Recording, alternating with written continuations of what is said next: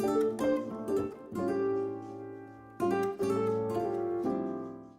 to another episode of Adulting with Wine. I'm your host Sasha, and I'm back for part 2 of my Mother's Day episode. I'm actually posting this part on Mother's Day, so the good part will be posted on the day it's intended for. So, as I was talking about last episode, I had a lot of times with my mom, and we got to a point where after I moved out where we stopped talking to each other. A lot of you guys may be thinking, well, have you ever tried to talk to your mom about anything that you felt before? Have you tried to resolve anything with her prior or whatever? And I just came to the conclusion that one of a couple things were happening when I tried to resolve anything with her. So either one, she would gaslight my emotion. She would tell me that what I felt was not what I felt. And that never happened. And she actually did that to me recently with another issue that we were having. She would tell me that I shouldn't feel the way I feel. I have no reason to feel the way I feel. And because of that, I think a lot of that is why I don't discuss my feelings with people, or if something is hurting me, I won't tell people because I feel like, what's the point if I convince myself that people don't care about what I feel? And a lot of that is because a lot of my feelings were ignored when I talked to her.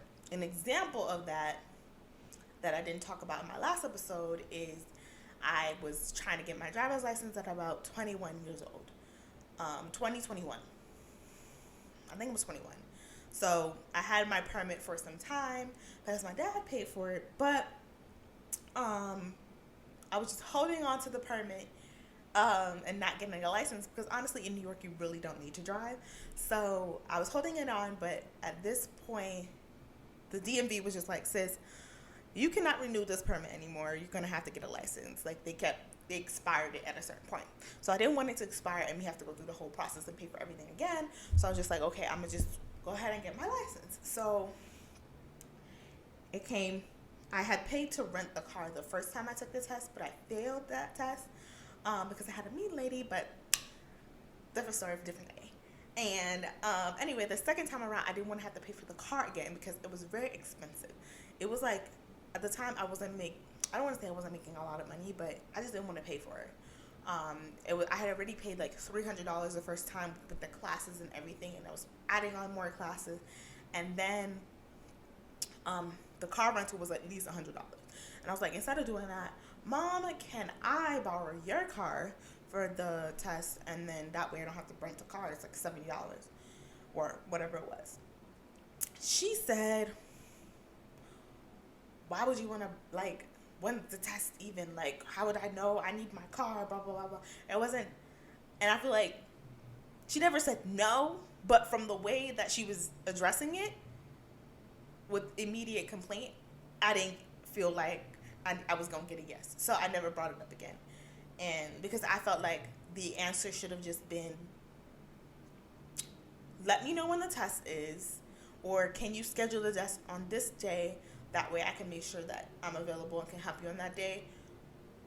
I was not met with a solution. I was met with, it's going to cause me issues.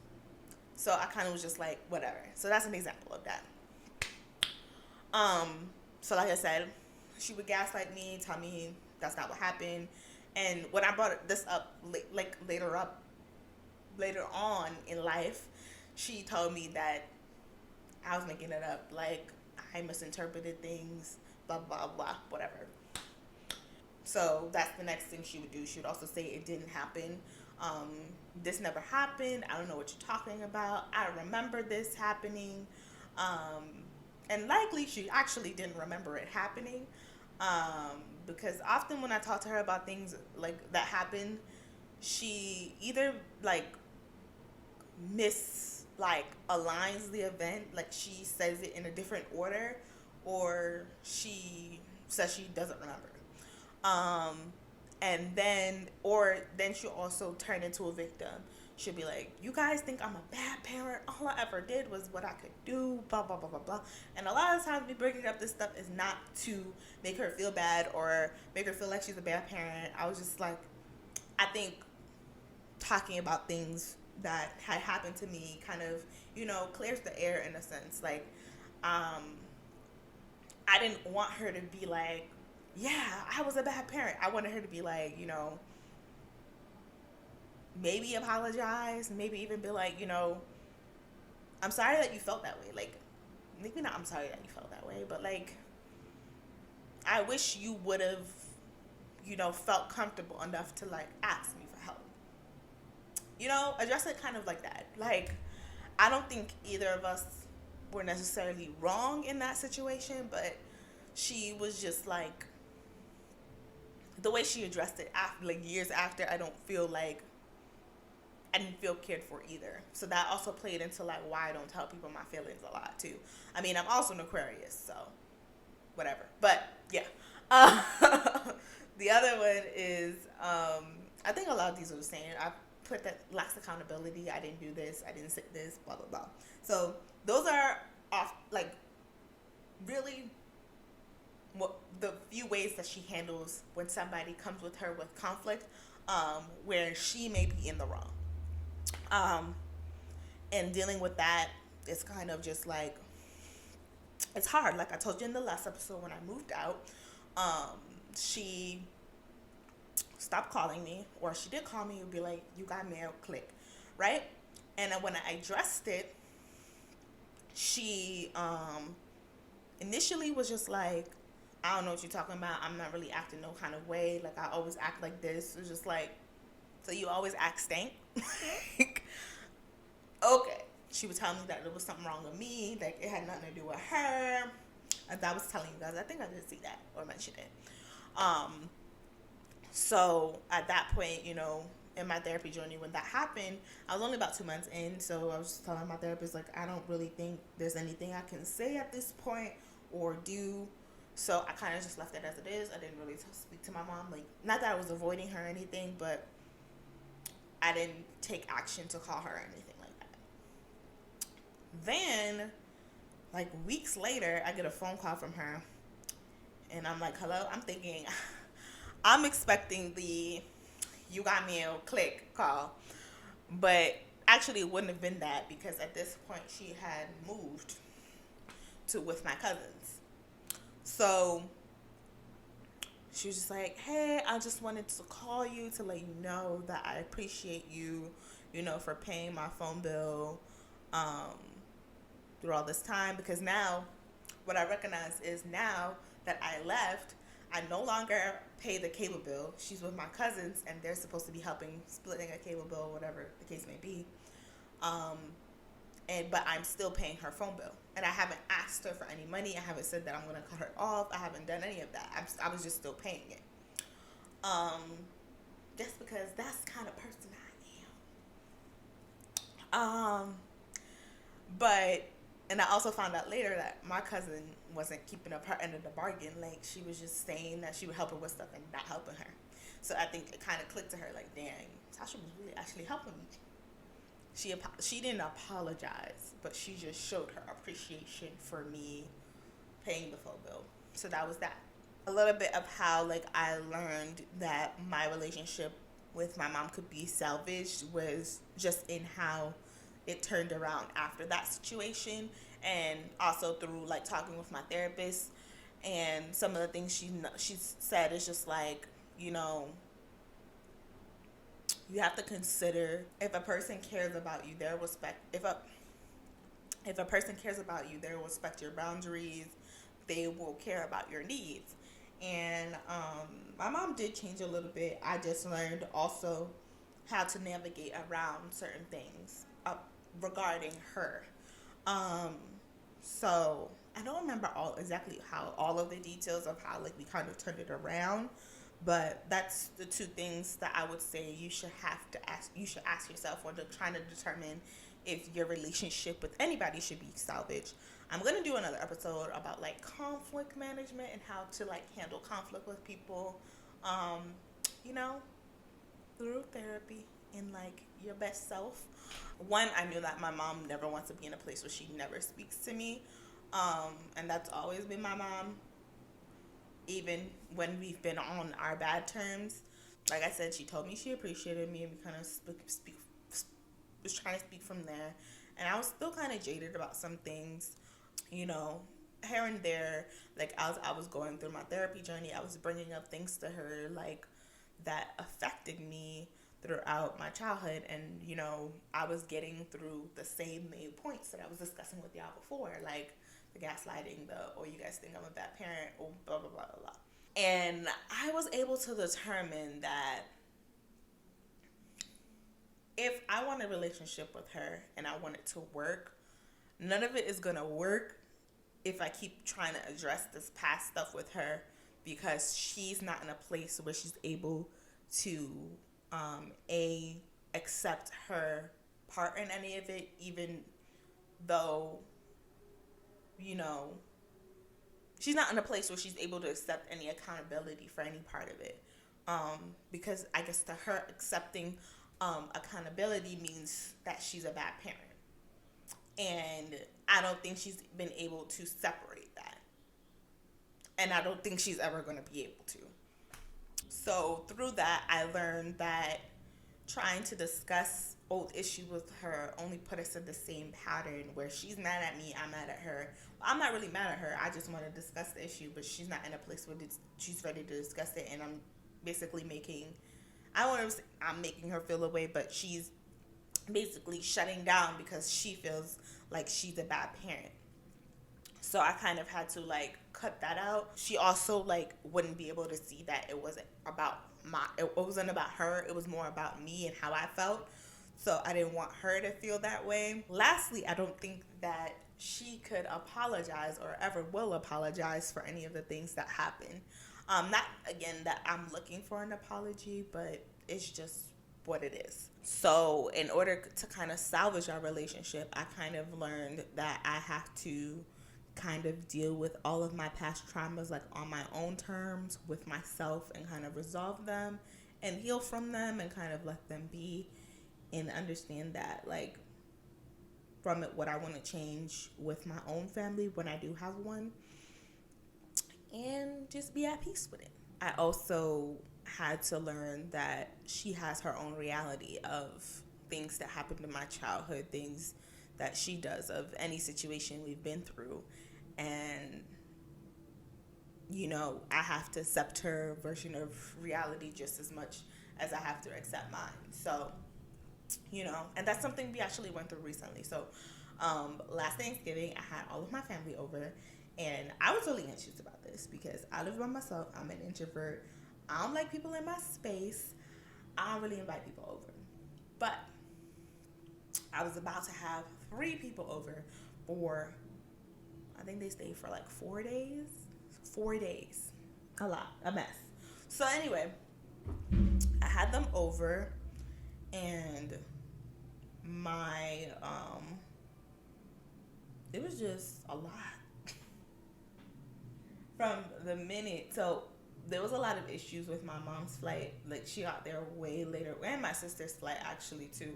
They both got there way later than they were supposed to, or I think my sister did get there early, but I couldn't pick her up because like I was kind of away from my mom, blah blah blah, whatever. So my mom was upset because when it basically took her hours and hours and hours to get there. Like, I think she was supposed to come like around in the evening, and she didn't get there until like almost midnight. And she was not having it, bruh. And I was just like, guys, she was having a bad mood with everything. And I was just like, guys, I have, you know, when I'm at home here, I have peace. Let's keep the peace. You just got here. Let's keep the peace. Let's bring it down. So anyway, we got back home to my house. Everything was cool. Everything was nice. We did have to get some more things, obviously, for Thanksgiving dinner. And that was stressful in itself because, like, my mom's Caribbean, like, we're Caribbean, like, we want certain things. And it was very hard. It's not as easy as it is in New York to find, like, a lot of Caribbean foods and goods because, like, a lot, especially like uptown Bronx area. Like there's a lot of Caribbean people, a lot of in Brooklyn as well. There's a lot of Caribbean people, so it's not hard to find those goods. But in Atlanta, the city, it's not that easy. Like I'm talking about, like how y'all don't have sweet plants in stores. How's that possible? How they don't have Scotch bonnet peppers in Publix? Why is that a thing? So it was just very hard. She couldn't find the things that she wanted, and she was getting frustrated. So I think she wanted something in particular for. I got okay. So she adds like peas and carrots, like canned peas and carrots to potato salad, and the can I got said sweet peas and carrots, which I don't really think there's a difference. And she just wanted the regular one, but I couldn't find it. It was not in the stores. I couldn't find it. So she was just like, well, I'm not making it. She said, this is the worst Thanksgiving ever. And I got upset because I got real upset, actually. I actually actively did not want to speak to this lady for weeks. I did speak to her when she called me, but I kept it very brief because I was very upset. And why I was upset is because I spent money to make sure like we had Thanksgiving together. Like I live in another city. It's not easy for us to have Thanksgiving together, especially with my sister. So I bought my brother and my mother's ticket this Thanksgiving, and I just felt like, I'm gonna be honest, like I felt like she was being ungrateful. So I was very upset about it. And when I tried to bring it up to her later after the fact, when she left and stuff, she was just like, I didn't say that. I said that about the flight. I didn't say that about Thanksgiving. I was just like, you did. You did. You didn't address the flight at all, actually. It was about what you couldn't get. And I thought it was like such a small thing to then say that this is the worst Thanksgiving ever. Isn't Thanksgiving about being together with your family? And I felt like she missed the whole point. And I feel like you can hear how mad I was in this whole, through my voice right now. But again, it was like one of those situations where I kind of had to accept that her reality of what happened and what she meant is not mine. And I'm never going to get the reaction that I want. So I kind of had to like hold it back and separate the situation from my relationship with my mom and what it is. So that's what I've been doing. And it's going well. I have conversations with my mom weekly, sometimes every couple of days. Me, I think I also feel bad. Like, I feel like a lot of people have like this relationship with their mom and dad where they like speak to them every day, and like it's like something they always do, and they're so like they have like a great relationship with their parents. And I'm trying to get out of that thinking, because like as my therapist said, she was like, sometimes a lot of people do that out of like feeling like they have to, like they're obligated to do it. And of course that's not where I want to be either. But I, as an Aquarius, I have like this romanticized idea of what certain relationships would be like, and I'm trying to like break those down so I can be more healthy. But yeah, so that's where that is. But I think in general, that's what I've learned. Like, revisiting the past with me and my mom is just something that makes it harder for us to move on. It's not like, I'm not saying that this just like me and my mom are like two best friends, like two peas in a pod. But I make it work. Not right now. In the last couple of weeks, my mom, something that we've been able to bond over is the fact that my mom has finally taken her finances seriously. She's gotten into a class, and she's been like taking, finance classes, trying to learn how to save money. And she's getting really serious about it because she wants to buy a co-op. So it's very exciting talking to her about that. And that's kind of like what I've been, talking and learning to talk to her about. I know a lot of you are going to be asking, like, so how come you were able to talk with your mom but not talk to your dad? And a lot of it is because, like I said before, like, my mom cares about me. Not that my dad doesn't care about me, but my mom cares about me, but she's also willing to make actions to change. And also, I it was like it was give and take for both of us. Like there's certain things that I had to stop doing in order for our relationship to work, and there's certain things that she had to stop doing or alter in order for our relationship to work. With my dad, it was no give and take. He didn't want to budge on anything. He just felt like our relationship should be, I call him to have a 5-minute conversation about nothing, and then whatever. He never really had a relationship with me. Can my dad tell you what my favorite food was? Can my dad tell you what my favorite color was? Can my dad tell you what I like to do? What I did last week? What I do for work? Likely not.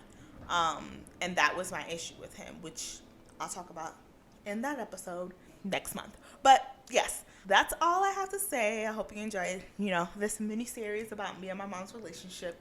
I love to hear about you guys' relationship with your mom, how you feel about it. Do you have any traumas? Did you resolve them? How's your relationship with your mom? Thank you guys for listening. Follow the podcast on Instagram at Adulting with Wine, and I'll catch you in the next episode. Bye.